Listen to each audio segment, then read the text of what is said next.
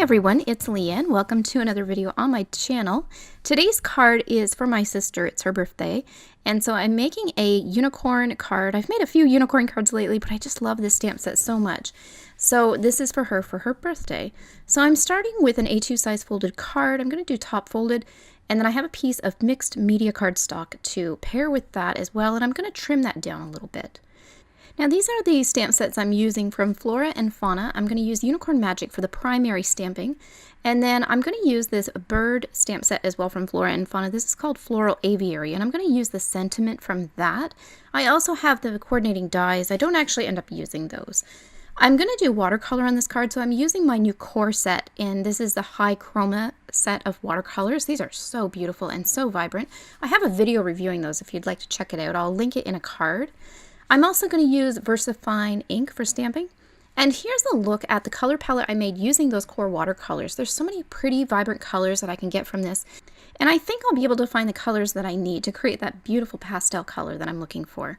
I also have a water brush that I'm going to use. And this is my palette. I have some leftover Qor paints from my testing that I did. And then I also have this Pearlescent Colors palette from Finetech.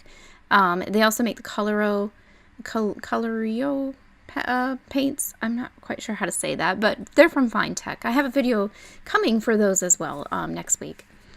So I'm going to lay out my card first with my stamps and just kind of figure out the composition and where I want everything to go and what stamps I want to use. I really like the full unicorn. I was going to use the unicorn with the cake because it's her birthday, but it wasn't very big. Now for stamping, I'm going to switch out my stamp pad. I was going to use a VersaFine, but I've decided to switch to the Memento in Desert Sand. And I'm doing this because I want sort of a no-line coloring effect, but not exactly. I want to use colored lines instead of just black, just to make it a little bit softer overall. And so I'm going to stamp everything using that Desert Sand color. And this should allow me to get that multi-line color that I want to do. And I'll show you how I achieve that later in the video. So I have the composition all done, and I'm just placing all the elements that I want, all in that same sand color. And then I'm going to start coloring with Copic markers for my main objects. And so I will put all the colors that I use for everything in the Copic codes in the description below with some links if you want to check those out if there's any colors you're curious about that I use here. So I want to keep the soft tones as I mentioned. So I'm going to do my unicorn in kind of like a peachy pink, very, very soft. And then coming in with some shadow colors just to emphasize the curvature and make it look a little more 3D and get that blending going. But I'm using primarily all the same color family for this. I don't want to go too far off the grid. I really want this to be very light and soft visually for this card. Very girly, I guess.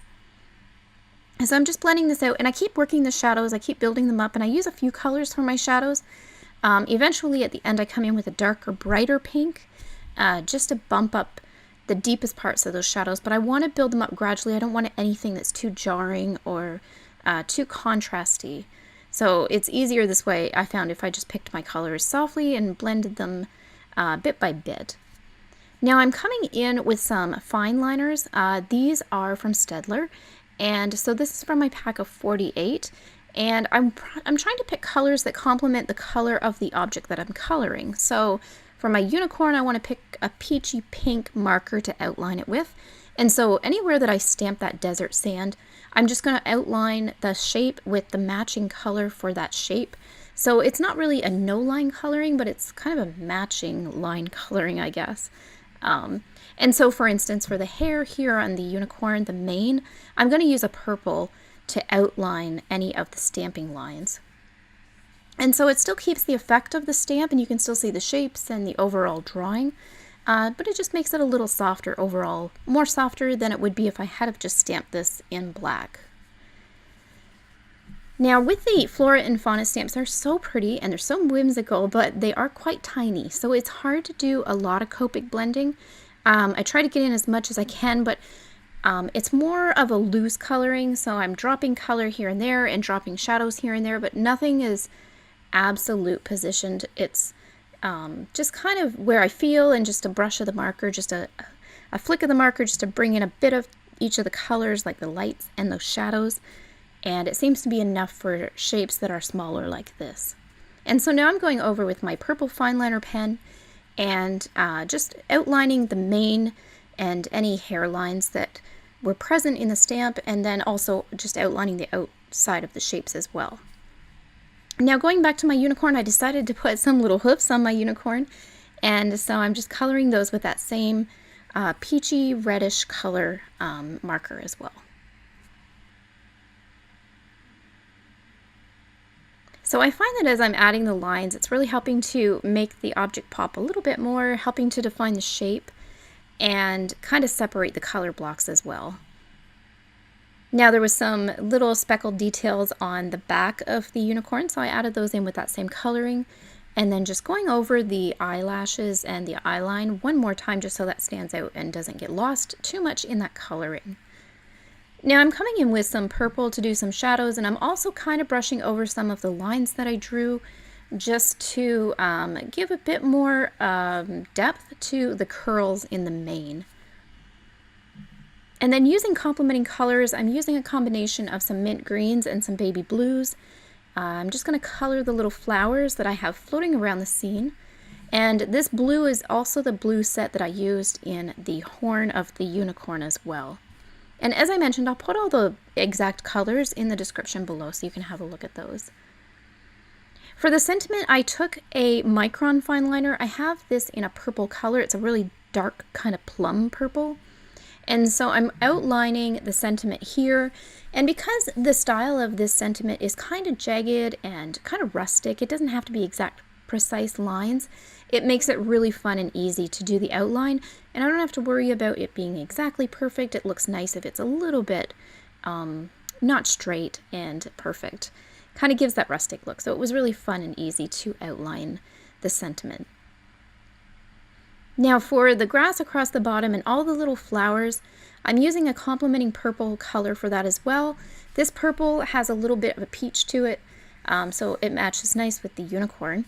And then just a complementing green in the mint green family, the blue greens, for the stems on the flowers. And then I came in with a darker shadow color and just touched a dot on each of the purple flowers just to give them a little bit more depth. Now when I did the flowers that are floating around the scene, I found that I didn't outline those right away and they kind of were getting lost. So I came back and re-outlined those with my fine liner just to help them pop a bit more too. Now I'm ready to do the watercolor. For this portion, I just want to keep the watercolor to the background and create kind of my sky and my background scene with these colors. So I'm going to do a blend. I really like this cobalt teal in the Qor set. It is just the most gorgeous, vibrant kind of turquoisey color I've ever seen with paint, and I wanted to definitely use this one in the scene. I'm also going to add in some quinacridone magenta, which is a pink, dark pink color, kind of like a fuchsia, and then some dioxazine purple as well, because purple just makes everything better. I just love the purple so much. So I'm going to just use my water pen and brush around outlining the unicorn first. I'm going to use that cobalt teal because I don't want to put anything down too stark. In case any of it dries, I want to make sure I got a nice flood of watercolor, and I'm pushing that out to the edges and running it to 100% water as much as possible, so it's a very, very thin layer.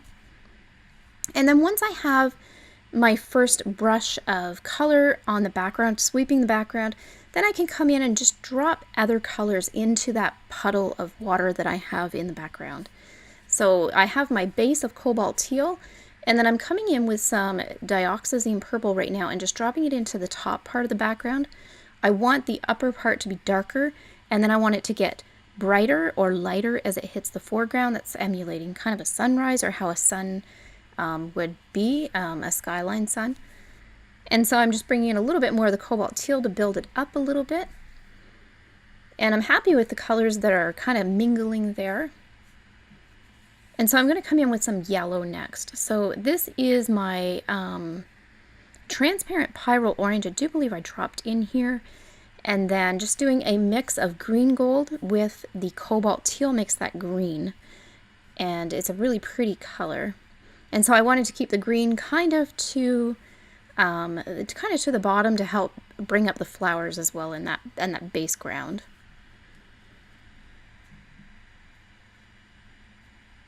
So I'm coming in with the cobalt teal, and for the decorations at the top, I painted those the same colors as the flowers that are floating in the scene. So using the turquoises and the blues, I'm just going to touch a little bit of similar color from the paint to those little elements hanging down, and then also some to the flowers as well, just to give them a little bit more emphasis.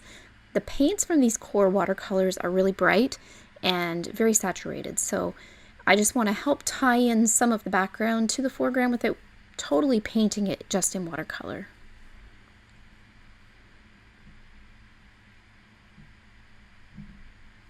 And it's really nice too if you do, if you're using watercolor and you do a color mixing chart where you grid all of the colors that you have in your palette and how they would mix together. It's very handy when you're painting to find colors that you wouldn't normally think of.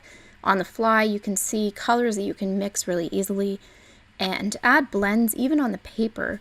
I found that I did a little bit of that as well when I was painting, not just laying down the color or mixing it in my palette, but laying down one color and then dropping in another color, and they mix really nicely together when they hit together in the water, and you get some really nice blends, which is nice. Now, to emphasize the flowers once more, I came in with my copper Pit artist pen from Faber-Castell and just trimmed up those, but you could just use a fine liner that is in a peach color as well. That would be the same thing, but I just liked the shimmer that this gave. Now here's a look at my fine tech paints. I'm going to come in and just add some glitter because I just cannot resist anything that sparkles or is glittery. I love it. So coming in with the cream colored light paint, it's like a champagne color. I'm just going to add some emphasis to those flowers that are floating around the scene and just give a hint of shimmer, not anything too bold. Now with the fine tech paints, they can be very opaque, so I want to make sure that I have a lot of water in the pigment that I'm picking up so they don't just sit on top of any coloring that I've done. I don't want to lose that. I just want them to be kind of transparent and show through, so I want to make sure that I have enough water in this pigment when I put it on my card that it's not just covering up the scene. I'm adding some of the glitter to the flower stems too, but I'm picking just random flower stems. I'm not doing them all. I just want to add a hint of glitter, maybe something that you would take a second glance at to see before you would notice. And then a little bit more on the unicorn. I started to put them on just the little speckles, and I just ended up doing the whole unicorn. It's a unicorn. It's got to be glittery. It's kind of a prerequisite, I think. So I had a lot of fun and did a really light wash of the fine tech just over the unicorn. And so now I'm going to splatter some of the paint in the scene. I made sure that I got a bit more concentration of pigment because I do want this to show up a little bit more than I did with my wash. And so holding it in the light, you can see all the sparkles and glitter, and it's very subtle, but at certain angles it shows up really well. These paints are so pretty. So I'm just doing a little bit more of the darker copper color from the fine tech and just doing some directional splatters. So kind of working top right and then S-ing through the scene into the bottom right corner. Now I did cut this to size originally, and I want to show some of my pink paper through the back. So I'm going to trim off about a ½ inch off the height and width, and just enough so that when I mount this you can see that pink glitter paper that I have to put underneath. I wasn't originally going to add a frame paper, but then as I got painting I got thinking about it and I thought this would be really pretty just for the colors that I'm using in the scene. I think it would be a nice complement.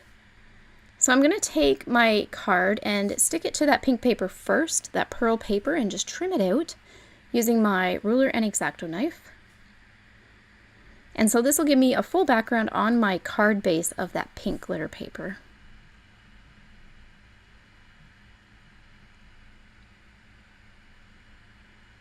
And so once I have all of this mounted, I'm going to come back and check what I've trimmed off my art and see if it's enough of a border to show the edges. And it still looks a little bit thin around the edges, so I just want to trim off a little bit more just so I can see more of that pink.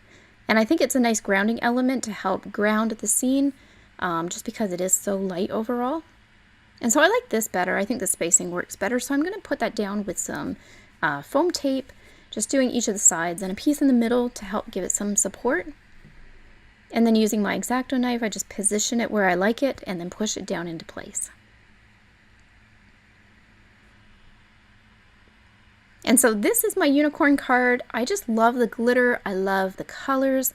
I like using the kind of same color line technique, I guess. I don't really know what you would call that, but I did like how soft it looked, and I did like adding all the different pastel colors. It's very girly, and I was really excited to share it with my sister. I hope you guys enjoyed this video. If you did, be sure to give it a thumbs up and subscribe so you're notified as I post more videos. Thank you so much for watching.